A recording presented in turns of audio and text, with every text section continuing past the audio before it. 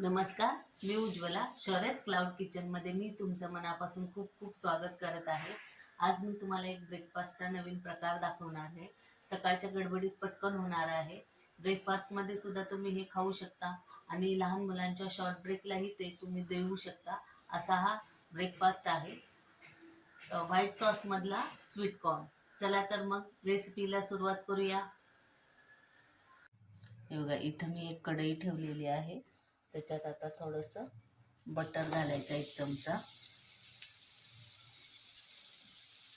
आणि त्याच्यात थोडंसं 4-5 लसणाच्या पाकळ्या बारीक चिरून घेतल्या, त्या घालायच्या आहे.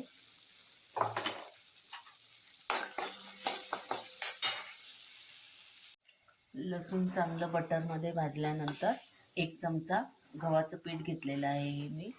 हे चांगलं भाजून घ्यायचं आहे. हे बघा, गव्हाचं 1 चमचा पीठ मी चांगलं बटरमध्ये असं परतून घेतलेलं आहे.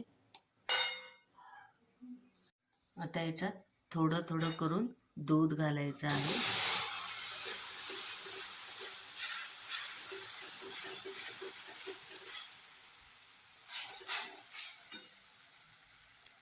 हे बघा, असं दूध घालून, अर्धी वाटी दूध घालून हे चांगलं असं मिक्स केलेलं आहे. याच्यात आता अर्धा चमचा चिली फ्लेक्स घालायचा आहे. अर्धा चमचा मिक्स हर्ब्स घालायचा आहे. चांगलं मिक्स करून घ्यायचं आहे.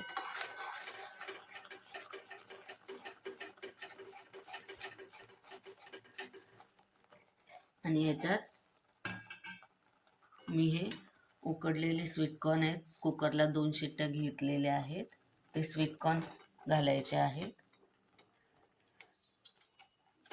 आणि चांगलं मिक्स करून घ्यायचे आहे.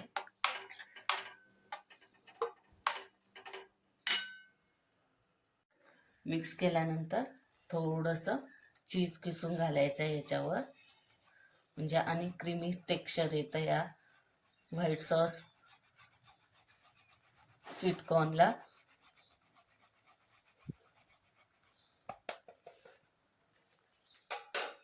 आणि चांगलं असं मिक्स करून घ्यायचं आहे.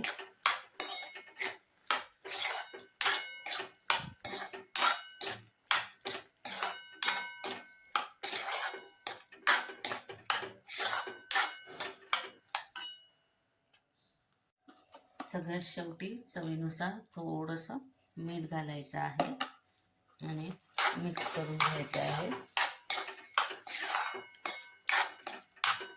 हा रेडी झाला व्हाईट सॉस मधला स्वीटकॉर्न.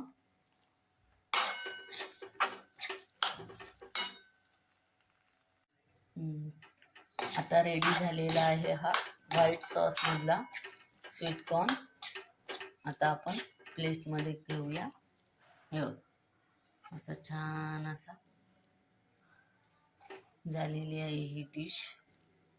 हे बघा, आणि सकाळच्या गडबडीत पटकन होणारी आहे, त्यामुळे तुम्ही ही घरी नक्की करून बघा. आणि हेल्दी पण आहे. असा हा व्हाईट सॉस मधला स्वीटकॉर्न रेडी झालेला आहे. बघा किती सुंदर दिसत आहे. पटकन होणारी रेसिपी आहे. तुम्ही ही घरी करून बघा. सकाळच्या गडबडीच्या वेळेला ही होणारी आहे. चला तर मग कशी वाटली तुम्हाला ही व्हाईट सॉस स्वीटकॉर्नची रेसिपी? आवडली असेल तर घरी करून बघा आणि मला कमेंटमध्ये नक्की कळवा. हा व्हिडिओ शेवटपर्यंत बघितल्याबद्दल मनापासून खूप खूप धन्यवाद.